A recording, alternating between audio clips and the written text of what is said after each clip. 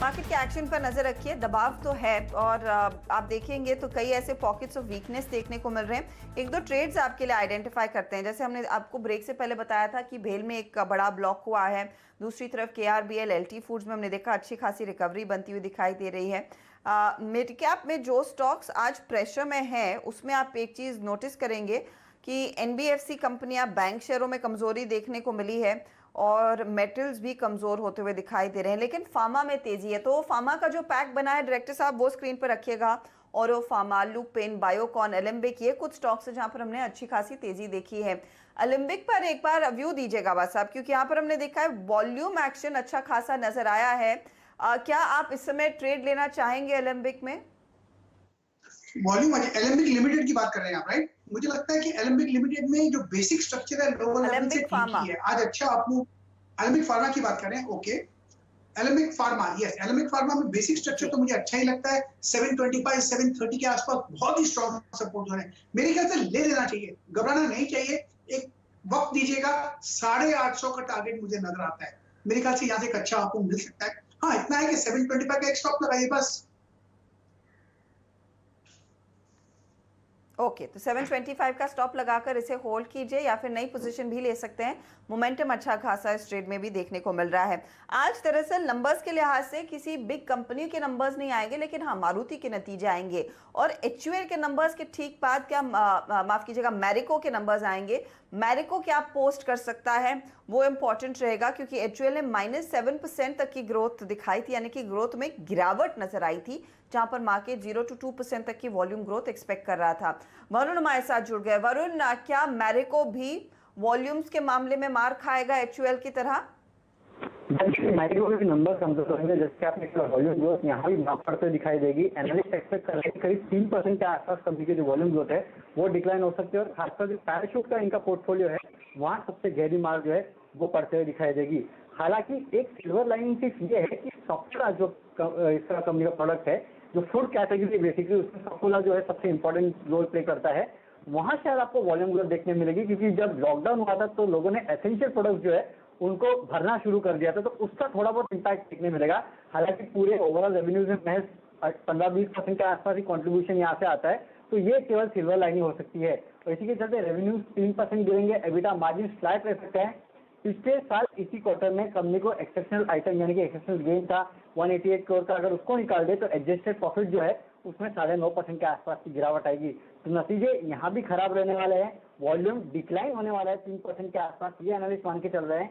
सिर्फ एक silver lining Saffola है, यानी फूड पोर्टफोलियो है, जहां से थोड़ी मदद मिलने का अनुमान लगाया जा रहा है। ये है फिलहाल कुछ सिल्वर लाइनिंग की उम्मीद। लेकिन आप मैरिको का चार्ट चेक एक बार स्क्रीन पर रखिएगा, क्योंकि मैरिको इनफैक्ट पूरे FMCG स्पेस में थोड़ा सा गेन्स पर कर रहा था कारोबार, और वो स्टॉक आपकी स्क्रीन पर लेकर आएंगे। गवा साहब, मैरिको प्री नंबर्स, वरुण ने यहाँ पर थोड़ी सी सिल्वर लाइनिंग की बात की, क्या आप एक ट्रेड लेना ठीक समझते हैं? प्री नंबर स्टॉक अब जो सुबह का स्पाइक था उसके मुकाबले फ्लैट हो चुका है फिर से। सबसे पहले 285 का स्टॉप लेना चाहिए, लगाना चाहिए, क्योंकि यहां से अगर अप मूव जाता है तो अच्छी जगह है। अगर 285 ब्रेक तो एग्जिट, 285 का स्टॉप लगाइए और ले लीजिए। शायद एक अप मूव 300 की तरफ मिले, तो रिस्क रिवॉर्ड रेशियो है यहाँ पर फेवर में। ये मेक और ब्रेक लेवल्स पर है।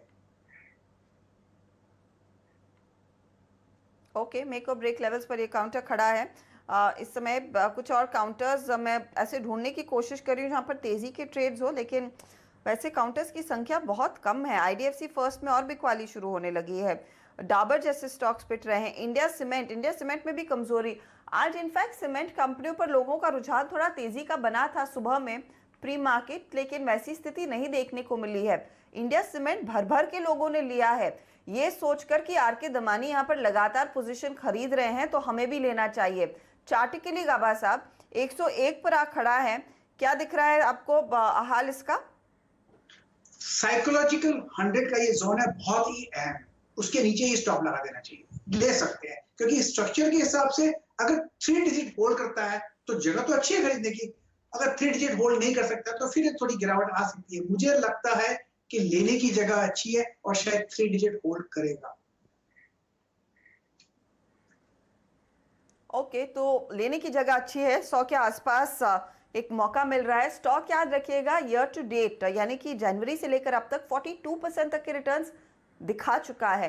करेक्शन में अगर आपने लेना है तो बेटर स्ट्रैटेजी है और आज से बेहतर दिन आपको शायद नहीं मिलेगा, ये कह रहे हैं गाबा साहब। वक्त हो रहा है एक ब्रेक का। ब्रेक में जाते जाते दो स्टॉक्स आपकी स्क्रीन पर छोड़ जाएंगे। एक है एस्ट्राजेनेका जिसमें इस घंटे 3.5% तक की तेजी आ रही है। इस पर मैं कॉल नहीं ले रही हूँ।